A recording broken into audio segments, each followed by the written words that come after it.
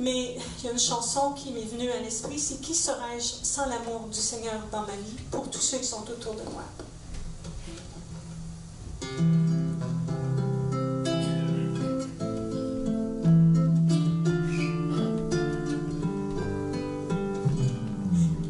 Qui serais-je sans toi, Seigneur, Seigneur, Seigneur? Qui serais-je sans toi, Seigneur, Seigneur, Seigneur? Mon petit grain de sable, balayé par les vents, qui se perdrait tout rivage devant l'océan, dans la galaxie.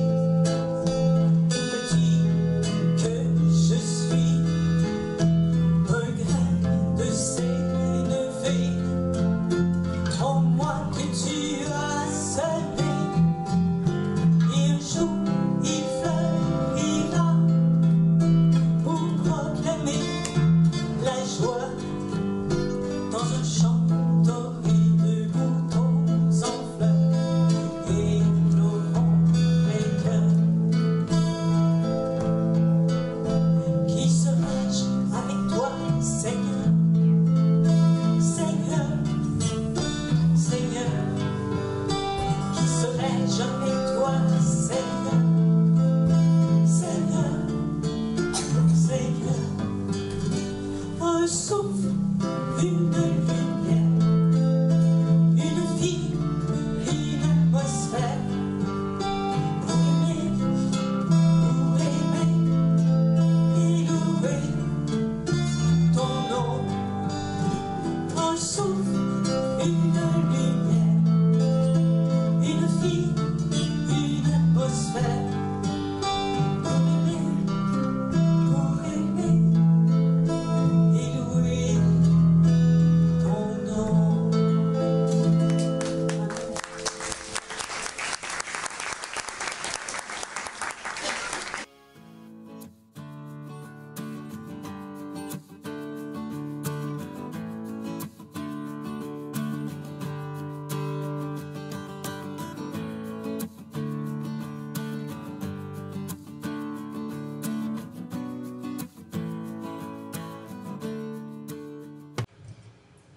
Bonjour, bonjour tout le monde.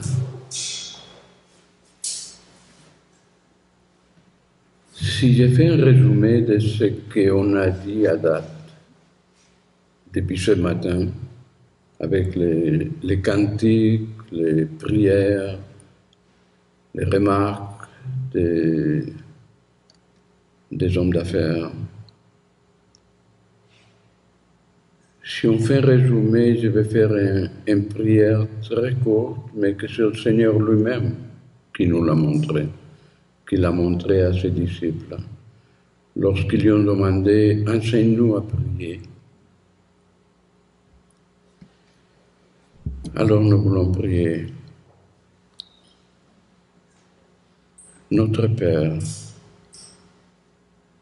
qui est au ciel, accorde-nous la foi d'y croire, parce qu'on y croit, mais et Père, est-ce qu'on vous met tout le temps en première place? Comme il nous dit ces commandements que le Seigneur nous a enseignés. Aimez Dieu par-dessus tout, et votre prochain comme vous-même. Que votre nom soit glorifié à nous, par nous, comme ça a été chanté aussi. Que votre règne vienne sur nous. Que votre volonté soit faite par nous, en nous, et ici sur la terre comme se fait au ciel.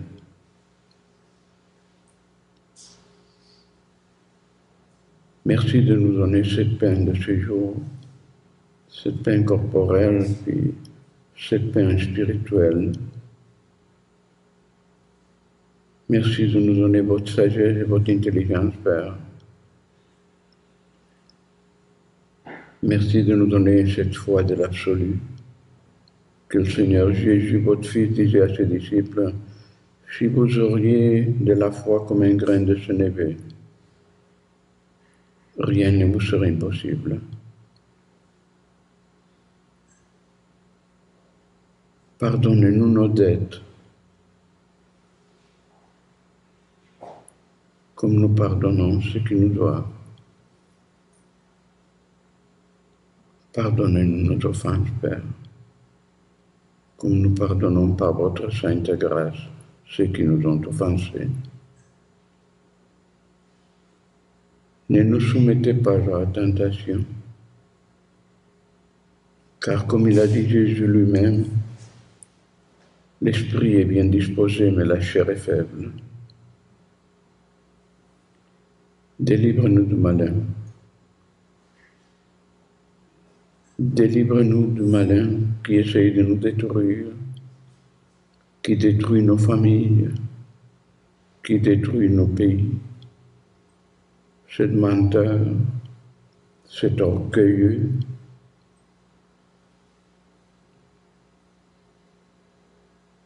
meurtrier depuis le commencement, comme il dit Jésus lui-même.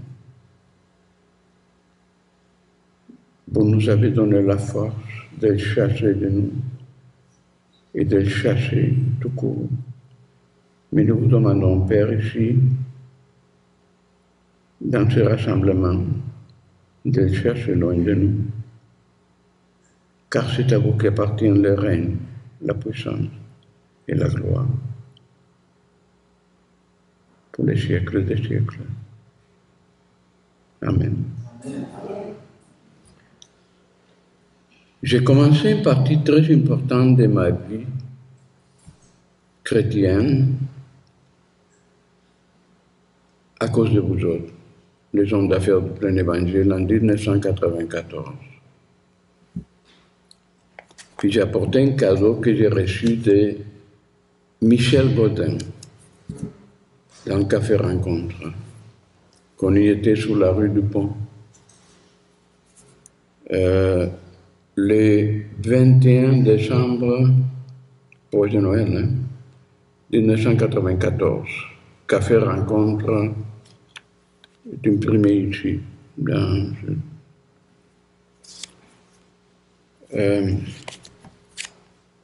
Il m'a invité dans une de vos réunions, puis moi, dans le temps, j'étais dans les affaires, c'est vrai, j'ai toujours été dans les affaires.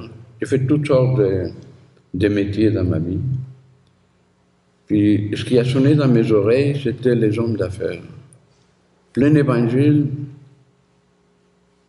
mais les hommes d'affaires, ça m'intéressait. Je suis venu avec cette idée de rencontrer des hommes d'affaires. Puis je l'ai rencontré, j'ai rencontré plusieurs. Puis j'ai vu un monsieur, un denturologue, je pense qu'il était un denturologue, qui avait une Bible en cuir, tout petit, tout mince.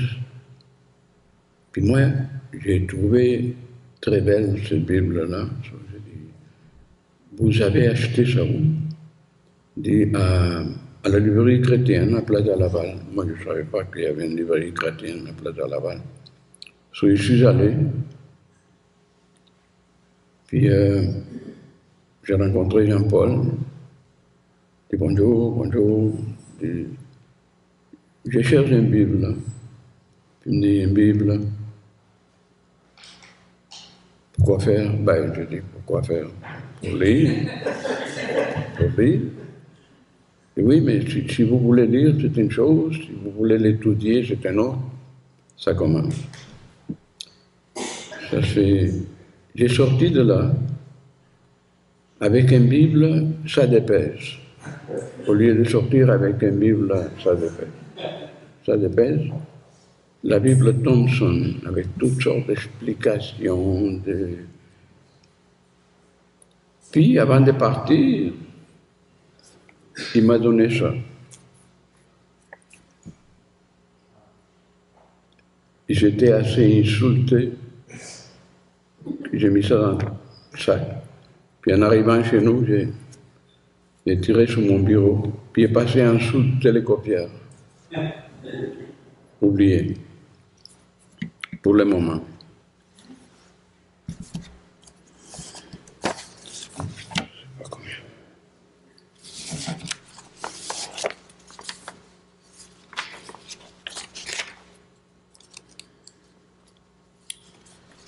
Le témoignage que je vais faire, c'est bref, parce que on n'a pas beaucoup de temps, puis je ne vais pas rentrer dans beaucoup de détails, parce que je ne pourrais pas rester debout tout le temps non plus. Je perds la voix aussi. Il y a des versets bibliques que je vais citer qui ont changé ma vie étape par étape.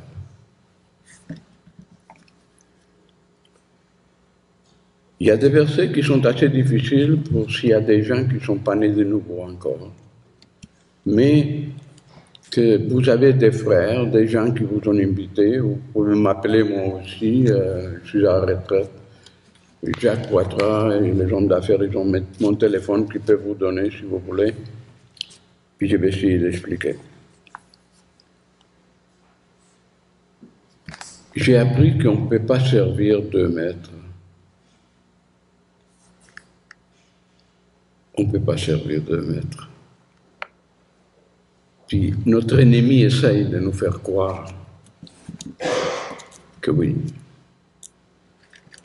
Mais on ne peut pas servir 2 maîtres. Parce que comme il a dit notre frère André, et d'autres frères aussi, ils l'ont répété, il nous crée un doute tout le temps, l'ennemi, puis une peur.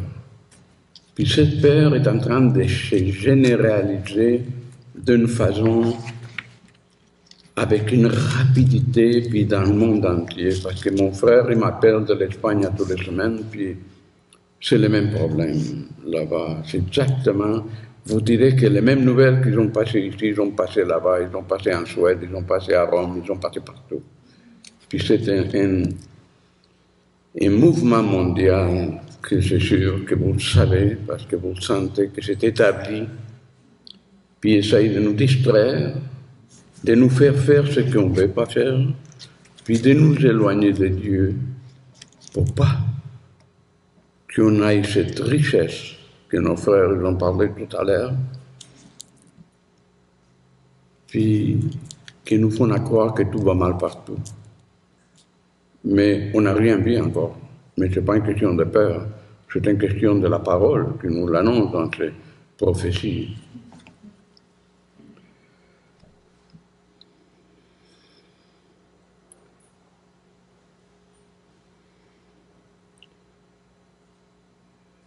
Il y a un verset dans Corinthiens 6, 19 qui m'encourage beaucoup, qui dit « Ne savez-vous pas que vous êtes le temple de Dieu ?» Et c'est le Saint-Esprit, l'Esprit de Dieu, qui nous enseigne, qui nous exhorte, qui nous console. On a tout en lui. C'est tellement merveilleux.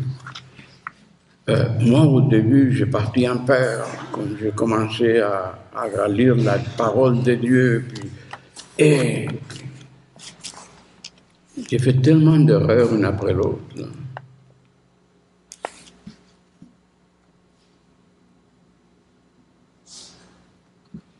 Mais il venait tout le temps qu'on était rachetés à un grand prix.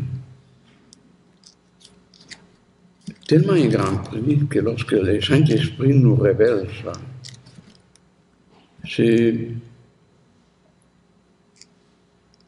on ne pourrait pas comprendre. Il faut qu'il nous donne ces moments de plénitude avec lui.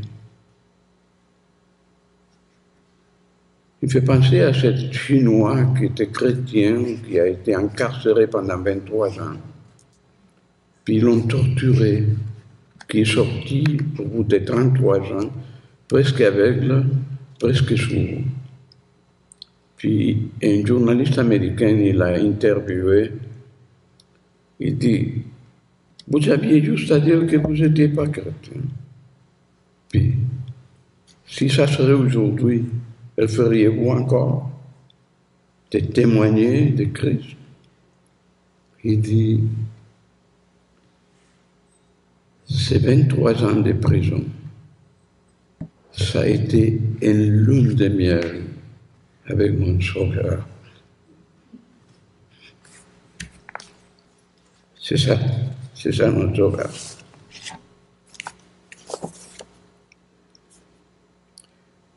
Je suis né à Barcelone, en Espagne, en 1943. Je vais faire ça très vite, parce que c'est juste pour vous donner une idée d'où je viens. Puis le Seigneur, il sait où ce que je m'en vais, et moi aussi, je sais, avec lui. Je suis né d'une famille de 5 enfants. Ma mère était pratiquante, comme il a tellement bien dit mon frère. Hein. Dans ce temps-là, les femmes étaient pratiquantes, en général. Elle allait à la messe tous les jours, tous les matins. On est une famille catholique espagnole. Hein. L'Espagne, c'est la catholique Espagne. Hein. On était ça. Puis, elle allait à la messe tous les jours, la communion. Puis moi aussi, je l'accompagnais plus tard, aussi, tous les jours. Puis j'aimais beaucoup, d'être très petit, l'évangile du Seigneur. J'écoutais ces paraboles. Puis, dans ma tête d'enfant, à ce que j'ai eu une otite sévère, avec beaucoup de pus qui sortaient des oreilles. Puis, j'étais interne dans un couvent des sœurs, à 5 ans à peu près. Puis j'ai descendu pendant la nuit dans la chapelle des sœurs. Puis je suis allé à l'hôtel parce qu'il m'avait dit que Jésus était dans le tabernacle. Moi, dans ma tête d'enfant, je suis allé lui dire que j'avais mal à l'oreille. Je n'arrivais pas à monter sur l'hôtel. J'ai tassé une chaise. Puis j'ai embarqué sur l'autel, puis j'ai commencé à cogner dans le tabernacle. Puis là, il fait des bruits, les sœurs, elles sont descendues. Qu'est-ce que tu fais là? Sous l'autel, tout blanc, tu sais, moi embarqué sur l'autel. Puis le pouls qui coulait, dit, je suis en train de réveiller Jésus pour qu'il me guérisse l'oreille. Ça a été quelque chose qui s'est répandu dans ce couvent. La foi qui commençait à germer, on peut dire. Je suis né après la guerre 36-39, la guerre civile espagnole, puis la guerre mondiale, en 1945, je suis né en 1943, puis les guerres sont désastreuses, sont vraiment désastreuses. Puis ça dure plus que 1945, puis 1938, 1938, 1945. Ça dure pendant au moins 10 ans. Il y a les vengeances des justicières, les vengeances des partis, les assassinats, la peur, toujours la peur. On était dans la dictature de Franco. Je suis allé plus tard j'ai fait mes études. Je suis allé faire un tour en Europe. J'ai fait plusieurs pays. L'Europe, c'est une après l'autre. 80 000, on a traversé la Suisse, puis on rentre en Autriche, puis j'étais à l'Italie. J'ai fait plusieurs pays d'Europe, en Allemagne. Puis j'avais une grande facilité pour les langues. J'apprenais les langues avec une facilité incroyable. Ça m'a aidé beaucoup à pouvoir lire, à pouvoir étudier dans d'autres langues, à pouvoir écouter les gens d'autres pays. Finalement, je suis allé dans l'armée espagnole obligatoire, mais moi je suis allé volontaire pour choisir un corps, j'ai choisi parachutiste, puis pour rester à Barcelone, mais ils m'ont envoyé en Afrique, parce que l'Espagne avait des propriétés en Afrique, l'Afrique occidentale espagnole dans le temps, en Mauritanie, au sud de la Mauritanie. Puis après ça, on est retourné en Espagne. Après ça, j'ai quitté l'Espagne. Après ça, j'ai fait encore plusieurs pays. C'est long. Ça serait très long de vous expliquer tout ça. Mais c'est 2 mois, je pense qu'il n'y en aurait pas assez pour vous expliquer toutes les choses que j'ai passées dans ce temps-là. Je suis arrivé au Canada en 1968, au mois de janvier. J'ai dit nouvelle année, nouvelle vie. Puis je suis arrivé ici. J'ai rencontré mon épouse en 69. On est toujours mariés ensemble, puis grâce à Dieu. Puis on a eu 2 enfants, puis on a 9 petits-enfants aujourd'hui. J'ai fait beaucoup de travaux différents. Travaillé comme cuisinier, j'ai eu une ferme agricole aussi. J'ai travaillé dans l'arpentage au début. La construction de l'autoroute 20 entre la Pocatière et Cacouna, ça n'existait pas, ça. J'ai travaillé là-dessus. La baie James, le raccordement des barrages AMG2, dans le temps, au Pinaca puis Eastmain. On demeurait dans des tentes, etc. C'est juste pour vous donner une idée par où j'ai travaillé finalement dans l'immobilier commercial. Puis j'ai eu beaucoup de succès. Tout ce que j'ai touché, ça allait très bien. Je ne me suis jamais soucié de l'argent, ça rentrait, puis ça sortait. Puis, mes loisirs, ça a été le pilotage des avions. Je suis pilote d'avion, puis j'ai eu plusieurs avions ici.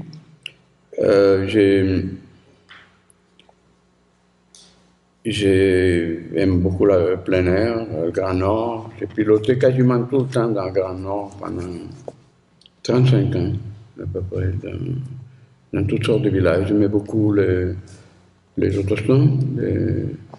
J'ai connu beaucoup de gens dans le Grand Nord. J'aimais beaucoup la survie, la vraie survie. C'était ma passion, c'était mes passions. J'étais toujours catholique, puis je faisais partie de plusieurs associations, d'Assemblée Saint-Paul, puis d'autres. J'ai toujours eu une penchant pour les pauvres. J'aimais ça, les pauvres, aider, écouter. Puis c'est là que j'ai connu le Café Rencontre. Puis c'est là que j'ai connu les hommes d'affaires. Puis c'est là que j'ai connu la librairie chrétienne. Puis il m'a dit, vous devriez connaître un monsieur qui va venir à Québec faire une conférence, Gaston Racine. Gaston Racine, un Suisse, un grand monsieur. Puis je suis allé à cette conférence. J'avais jamais entendu quelqu'un parler de Christ comme lui. Quand il a fini sa prédication, j'ai passé en avant pour aller en arrière, puis moi j'étais dans le bord, je l'ai pris la main en passant. Il s'arrête, oui. J'ai dit, j'ai toujours voulu parler de Christ, comme vous venez de faire. Et j'ai jamais pu. Et j'ai toujours désiré le faire. Il dit, vous savez, le Seigneur est en train de me donner quelque chose pour vous. Puis ça, c'était pas un exalté, cet homme-là. C'est pas un exalté, c'était un homme très posé, très calme. C'est un homme de Dieu. Il dit, Seigneur, il me donne pour vous Joël 2,25. Moi, j'ai dit, Joël 2,25. Vous savez que Joël, c'est un prophète. Joël 2,25, c'est quoi qu'il dit? Il dit, Seigneur, te donnera les années perdues. les années que la sauterelle, le gelée, que le gazan m'y ont dévoré. Vous savez qu'est-ce que je lui ai dit? Il va falloir qu'il fasse vite. Parce que dans ces temps-là, je commençais déjà dans les soixantaines. Il dit, vous savez, il n'y a rien d'impossible à Dieu.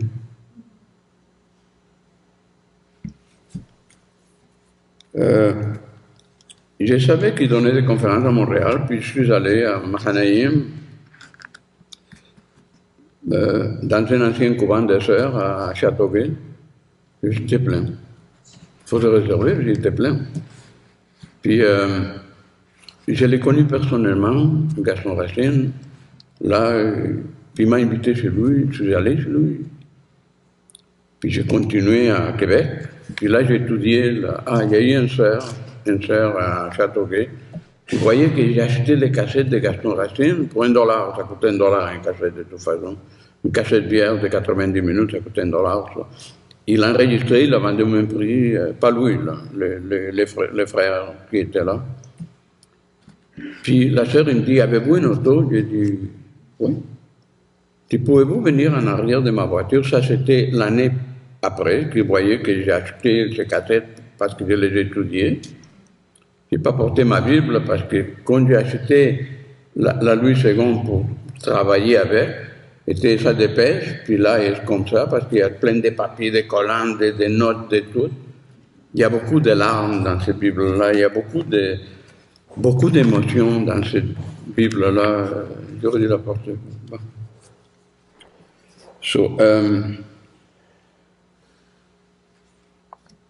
J'étais chez lui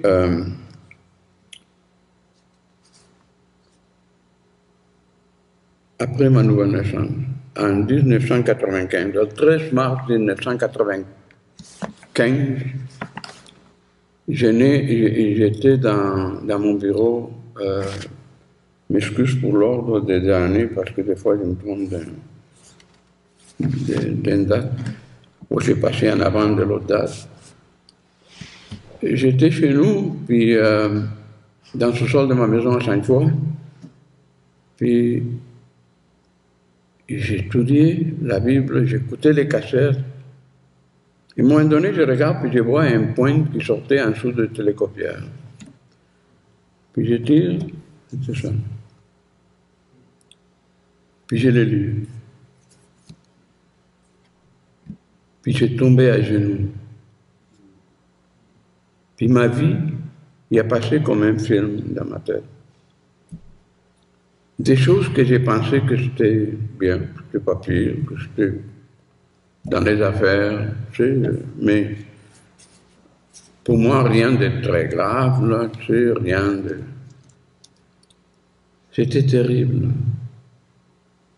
J'ai voyé la pureté de Dieu. Je suis né de nouveau. Cette phrase de Job, mes oreilles avaient entendu parler de toi. Maintenant, mon œil t'a vu. Je me condamne et je me répands dans la poussière et dans la cendre. J'ai pleuré pendant 6 mois. À chaque fois que je lisais cette phrase, ce verset biblique, à la fin du chapitre du livre de Job, j'ai pleuré, à plein cœur. Je suis allé voir Gaston Racine, je ne sais pas si je suis rendu là.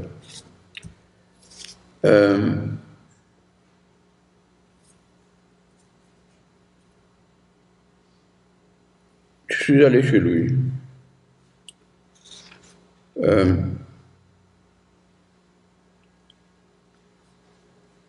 Je lui montrais ma Bible, mes notes, que j'avais prises de ses cassettes. Il a montré à sa femme, Eva, qui est décédée aussi. Je lui dis, Monsieur Racine, je suis votre Timothée maintenant. La preuve est là. Vous devez m'imposer les mains, comme Paul à Timothée. Ah, je dois vous imposer les mains. Pourquoi? Je dis parce que C'est comme Paul à Timothée. Et je suis votre Timothée. Il me dit, je vais prier. Puis je vous appellerai. Là, j'étais encore tout offensé, moi. Là, je dis, hey, je suis son Timothée, il ne peut pas m'imposer les mains. Bon. Mais là, je l'ai pris un peu mieux. Je suis rentré à Québec. Je n'avais jamais été malade dans ma vie. Jamais. J'arrivais à quelque place. Ah, on ne vous donne pas la main, j'ai une grippe. Donnez-moi la main. Jamais malade. Assez que j'avais tout cancellé, mes assurances. Mes assurances salaires, mes assurances, tout cancellé parce que ça me coûtait une fortune. J'avais mes avions. Et j'avais le plus grand bateau qu'il y avait à Québec, dans le club de yacht, c'était à moi, le Beluga 4. Ça me coûtait une fortune. J'ai tout cancellé ça. Quelques mois après, je ne me sens pas bien. Je vais à l'hôpital. Il ne trouvait pas qu'est-ce que j'avais. Docteur Simon, à Laval, qui passe à la télévision souvent, lui, maintenant, dans le temps, c'était un médecin doux spécialiste en pneumologie. Il me découvre une hyperéosinophilie idiopathique. Idiot, parce qu'il ne savait pas idiot. Hein. Il ne savait pas d'où il vient, soit idiopathique. Hein. Puis, je ne savais pas. Mes globules blancs, disons, un exemple, au lieu de, je pense que c'est 4000 par unité, était rendu à 44 000. Sur mon système immunitaire, il s'en allait comme ça. Il n'y avait rien à faire. Il m'a envoyé au CHUL, le CHUL de l'Enfant Jésus, il me découvre un syndrome myéloprolifératif cancéreux, une série de tumeurs dans la moelle épinière avec une compression médulaire, je suis en train de paralyser.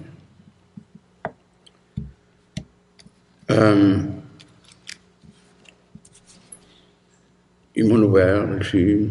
On peut voir quasiment les os, il y a juste un pot par-dessus les os des vertèbres ici, cervicales. Monsieur Fornes, il vous reste peu de temps pour vivre. Comme témoignage de Messie, non? Il n'y a rien à faire. Puis je suis en train de paralyser. Mais je n'ai jamais cru. J'ai jamais cru qu'il me restait peu. Je ne sais pas pourquoi, mais j'ai peut-être inconscience, je ne sais pas. Mais mon épouse y arrive avec dit, Seigneur m'a donné quelque chose pour toi cette nuit.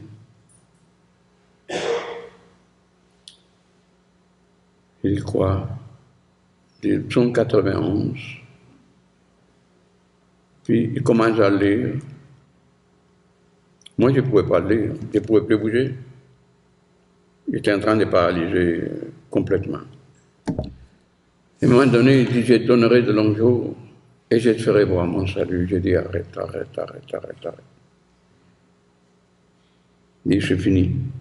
Le psaume est fini comme ça. J'ai dit, arrête parce que je le crois. Je le crois. Comment est-ce qu'il va s'y prendre, je ne sais pas. Puis, je ne suis pas mort. Je suis mort, mais d'une autre façon, dans la nouvelle naissance. J'espère, parce que quand on prie Dieu, quand on a Dieu dans notre vie, il y a toujours cette verset de Jacques, de l'épître de Jacques, qui dit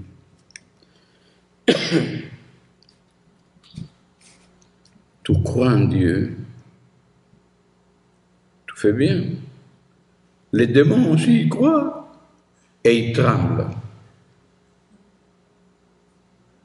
Puis aujourd'hui, on ne tremble plus devant Dieu. On voit le monde autour de nous. Puis le danger, c'est que nous, on marche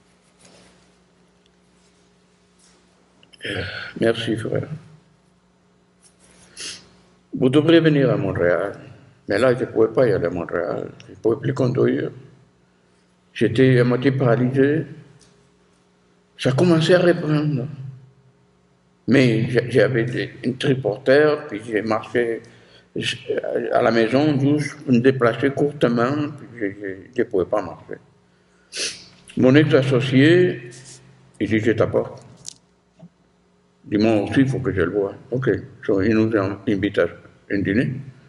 Puis après le dîner, il demande à son épouse, puis Vincent c'était mon ex-associé, de se retirer dans le salon.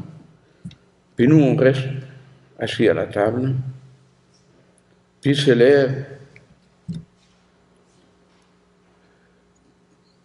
Puis il m'impose les mains.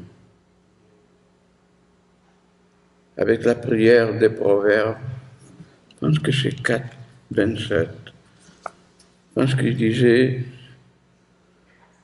écarte de ta bouche la fausseté, éloigne de tes lèvres les détours, que tes yeux regardent en face et que tes paupières se dirigent devant toi. Considère les chemins par où tu passes et que toutes tes voies soient bien réglées. Ne t'incline ni à droite ni à gauche et détourne ton pied du mal. Aide-le, Seigneur.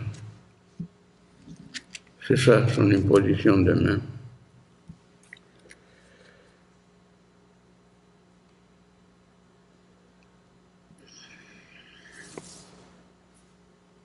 Quelques mois après,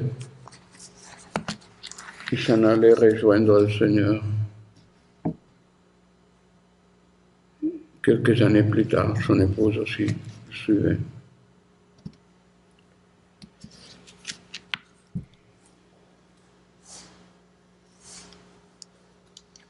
Vous voyez pourquoi on ne peut pas servir deux maîtres. C'est pour ça. Parce qu'on a, comme frère disait, le Dieu de l'argent et de l'or, le Dieu de toute puissance. On n'a pas besoin de rien. Il s'agit d'avoir cette foi de l'absolu, puis être réfléchi quand même, parce que vous voyez l'évangile de 10 vierges, il y en avait des prévoyants et il y en avait des insouciants. Les prévoyants qui gardaient de l'huile. L'huile dans les Écritures, c'est l'Esprit Saint, l'Esprit de Dieu, l'onction. Et les insouciants, ben, il n'y en avait pas. Une chose nous manque, une chose. À l'écoute de Dieu. C'est la seule. Qu'on dit à Marthe, la sœur de Marie. Il répète son nom 2 fois. La Bible nous rapporte 7 personnes qui répètent le nom 2 fois. 6 hommes et une femme. Cette femme, c'est Marthe. Marie était au pied du Seigneur. Et Marthe, il s'occupait, il faisait qu'il mange, il s'occupait de toutes sortes de choses. Il dit, Marthe, Marthe, tu t'inquiètes pour beaucoup de choses. Une seule chose est nécessaire. Et Marie a trouvé la voie.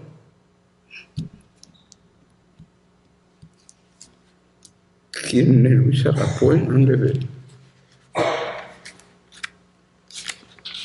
C'est ça mon témoignage pour aujourd'hui.